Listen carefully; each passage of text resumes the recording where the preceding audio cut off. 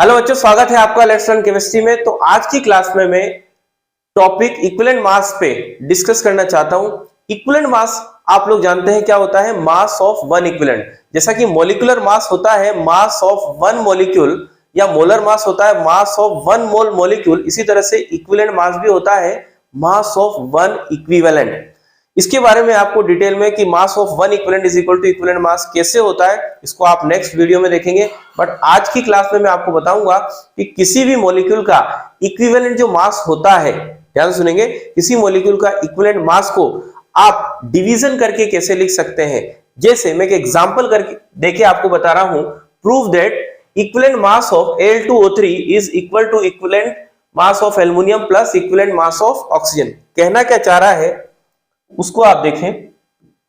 वो कह रहा है कि इक्विवेलेंट मास जो है Al2O3 का बच्चों, वो equivalent mass of aluminium plus equivalent mass of oxygen, मतलब इसका हमने डिवीजन कर दिया है, इसके सम के इक्वल है। बट ये कैसे आया, प्रूफ करके बताएं। तो सबसे पहले हमें ये पता है कि इक्विवेलेंट मास होता है atomic mass, equivalent mass is equal to atomic mass upon valence factor या फिर molecular mass upon valence factor. अब यहां पे हम इसको Al2O3 का मॉलिक्यूलर मास लिखेंगे। तो Al2O3 का अगर मैं आपसे कहूं मॉलिक्यूलर मास लिखना है तो कैसे लिखते हैं, molecular mass of Al2O3 mole concept में अच्छे से जानते हैं बच्चों। कैसे लिखते थे हम, 2 times of atomic mass of aluminium plus 3 times of atomic mass of oxygen. तो मैं अभी उसका एटॉमिक मास नहीं लिख रहा, फॉर्मेटिंग कर रहा हूं। तो 2 times of atomic mass of aluminium plus क्या लिखेंगे, 3 times of atomic mass of oxygen, right. अब एटॉमिक मास हमें पता है बच्चों क्या होता है, equivalent mass into valence factor. तो हमें यहां पे वैलेंस फैक्टर की नीड होगी। तो वैलेंस फैक्टर सबका ध्यान से देखें कैसे निकालेंगे। तो किसी भी मॉलिक्यूल का या सोल्ट का जो आप वैलेंस फैक्टर निकालते हैं तो कैसे निकालते हैं, टोटल पॉजिटिव चार्ज और टोटल नेगेटिव चार्ज। इसका वैलेंस फैक्टर बोलो तो टोटल पॉजिटिव चार्ज इस पे कितना आया है बच्चों, बताइए फटाफट। देखिए इससे क्रॉस मल्टीप्लाई कीजिए, +3, इधर कितना आएगा -2। एक एल्युमिनियम पे +3 तो 2 एल्युमिनियम पे कितना, +6।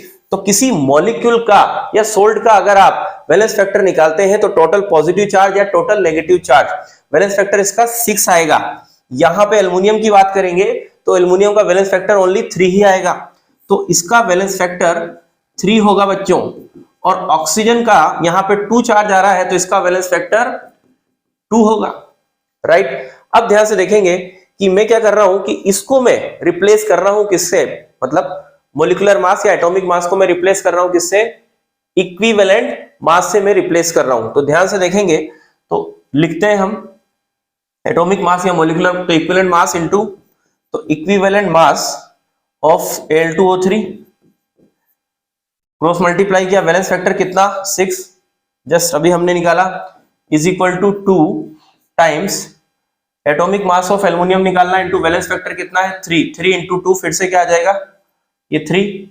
ध्यान से देखेंगे फिर से ये 2 ऑलरेडी है, 3 into atomic mass of sorry equivalent mass of aluminium plus 3 times atomic mass of oxygen निकालेंगे, वैलेंस फैक्टर यहाँ पे 2 रखें इंटू, तो 2 into equivalent mass of oxygen. तो बच्चों आप देखिए हर जगह 6 कैंसिल हो जाएगा। तो finally we are getting Al2O3, equivalent mass of Al2O3 is equal to equivalent mass of aluminium plus equivalent mass of oxygen, hence proved, देखिए हमने यहाँ पे प्रूफ कर दिया है कि इक्विवेलेंट मास ऑफ Al2O3 एक मॉलिक्यूल का, उसको हम डिवाइड करके डिवीजन करके कैसे लिख सकते हैं, तो ये इसके बराबर होगा। हमने ये प्रूफ कर दिया। आई होप आपको ये समझ में आया होगा। अगर वीडियो पसंद आया हो तो प्लीज लाइक करें, सब्सक्राइब करें, शेयर करें। Thank you, wish you all the best.